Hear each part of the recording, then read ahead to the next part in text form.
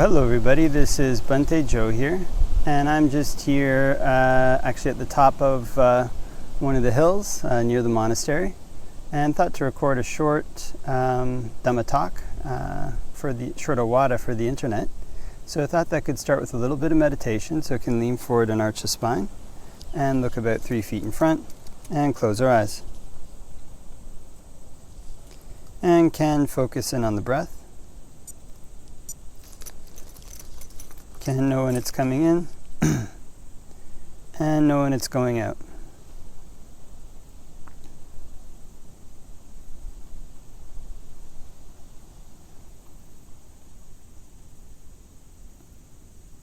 If one breathes in a long breath, can just know I'm breathing in a long breath. And if one breathes in a short breath, can just know I'm breathing in a short breath.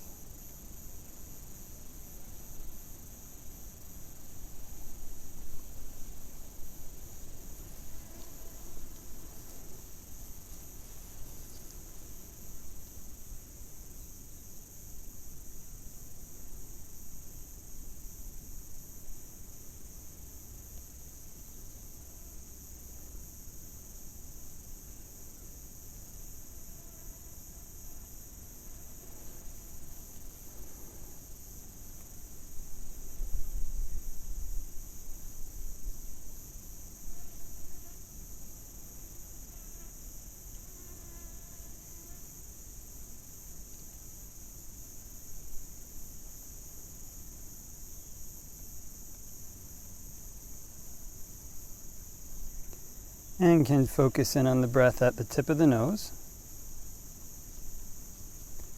And if notice any patterns of tension or tightness around the nose, around the face, can just let those relax.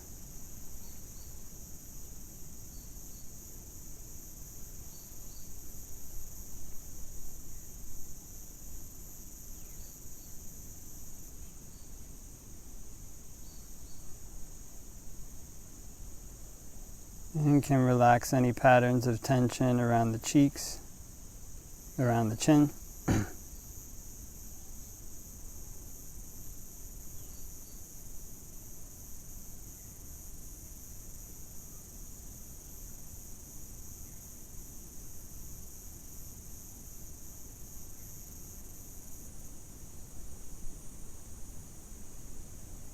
And can practice breathing in and out from this area at the tip of the nose.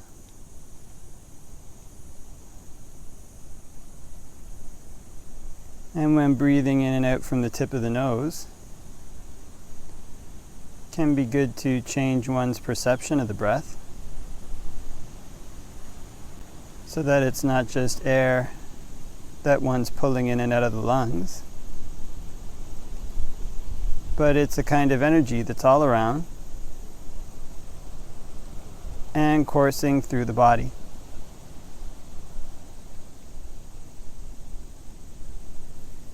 And it's possible to pull it into and out of every pore in the body.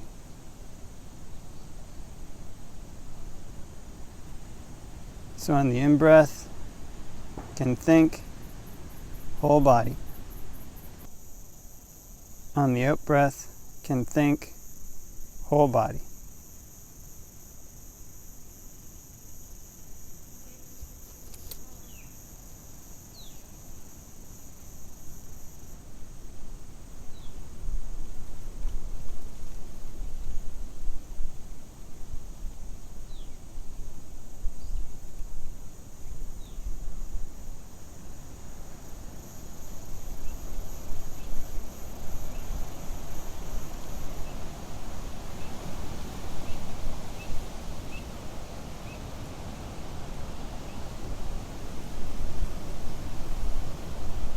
And before we finish meditating, can spread thoughts of goodwill, wishing may all beings all around everywhere be happy and at ease. May they put in place the causes necessary to be happy and at ease.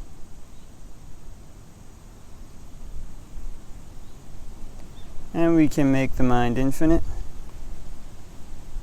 can make it unbounded,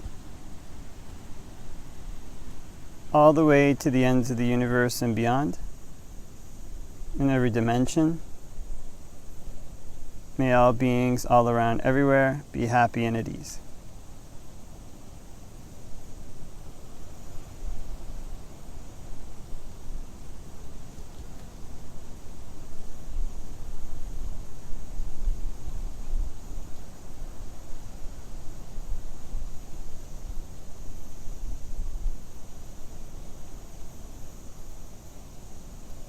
Okay, and can open our eyes and do a short reflection on the Dhamma. Namo tassa bhagavato arahato samma sambuddhassa. Namo tassa bhagavato arahato samma sambuddhassa. Namo tassa bhagavato arahato samma sambuddhassa.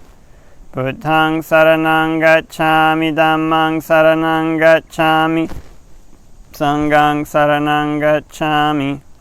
Tatiyampi buddhaṃ saranang gacchāmi, Tatiyampi dhammāṃ saranang gacchāmi, Tatiyampi sanghaṃ saranang gacchāmi. Tatiyampi buddhaṃ saranang gacchāmi, Tatiyampi dhammāṃ saranang gacchāmi, Tatiyampi sanghaṃ saranang gacchāmi. So hope that everybody is having a great day wherever it might be. And yeah, it's a beautiful day here in Sri Lanka. It's apparently in another couple weeks or so, it becomes there's a steady rain. But today it's very beautiful. Not a rain cloud in the sky, basically, and a nice breeze. And up here, kind of on the top of this mountain, one can see a bit far. Kind of see, over here, see over here. Actually, I can see there's an area over here that's called Haputale. You can, when there's very clear weather, you can sometimes even see the towns on the top. And in a similar way, the Buddha gives this kind of simile that a person who's good knows who's good, knows who isn't good.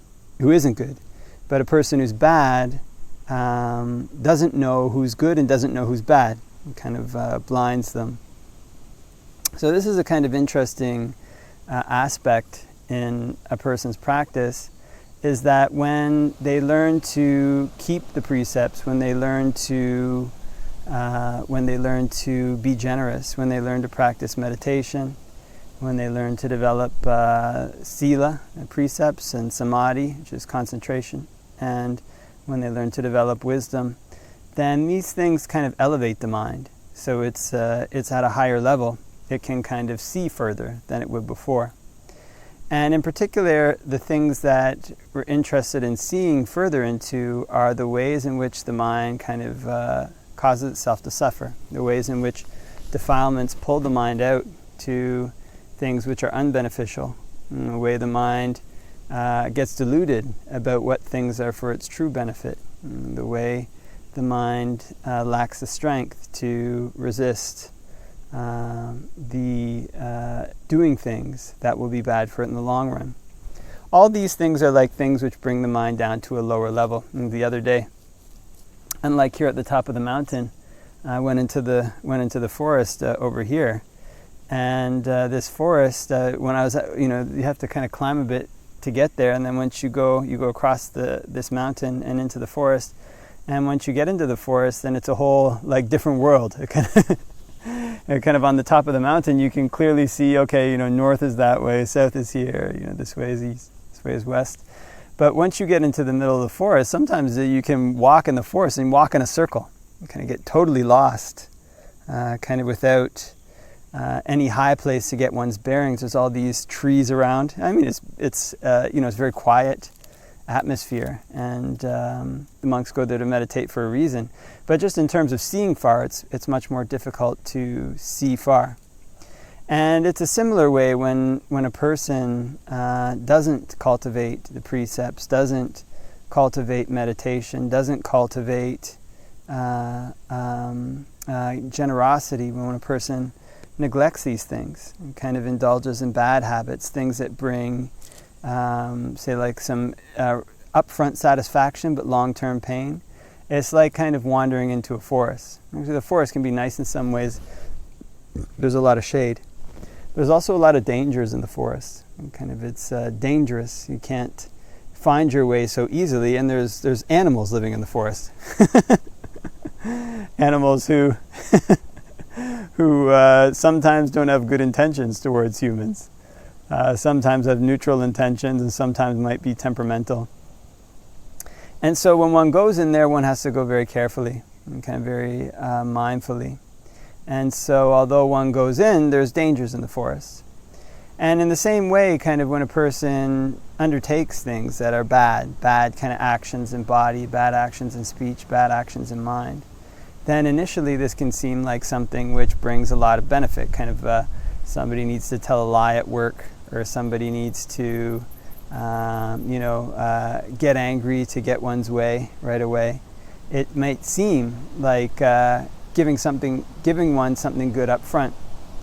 But the trouble about these things is that they all kind of link together. So a person can become angry at one person during the day, and then later be in a mood which they can't control, they can't get themselves out of, but not see the link between the indulgence in this angry mood and the inability to stop their mind from falling into another mood that they don't want it to fall into. It was actually, one of the ways that can work is actually a habit that one cultivates. When one indulges in bad habits, indulges in bad moods, and follows them, one's essentially training the mind to go with the mood and not to resist it, not to use wisdom to evaluate whether or not it should be gone with. And these are kind of like the dangerous animals in the forest. When one goes into bad habits in body, bad habits in speech, bad habits in mind, one can't see far. It's like being in there with a bunch of trees, and sometimes one may encounter dangerous animals that do one harm. Same way one might have these thoughts, one might have these feelings that one doesn't like, that bring one down into depression, bring one down into anger, bring one down into worry, and it's very difficult to get out. So for this reason, although it might not always be the most pleasant thing to do up front, kind of climbing up a mountain. Some people like climbing mountains. Actually, it's one of the things too. If one starts to practice, one can really enjoy that. But there's effort involved in that. It's kind of like going to the gym or things like this. One has to put forth effort to get up the hill, to make it up there. But once one gets up, one can see far. You can see farther than one could before. One can see dangerous animals coming up. Actually, up on this mountain the other day, if there was an elephant coming up there, you would see it very far away and very quickly be able to get out of it. Well, maybe not quickly, but have a lot of time to get out of its way. And similarly, one can see quite a long distance, see, to Putale, all these various things. And in the same way, when one practices to elevate one's mind, one practices sila, one practices samadhi, one practices panya, then the thoughts the problems that used to obsess the mind, sometimes solutions for them can become apparent in ways that one wasn't able to see before.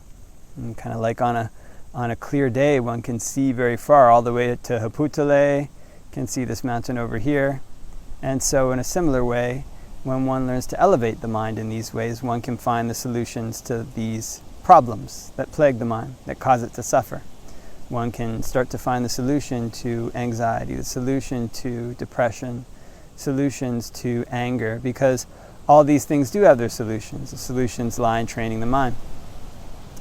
And so in this way, the Buddha teaches us, he trains us to have a mind that's high, to have a mind that's able to see far into one's own defilements for the sake of finding a way to put them to an end.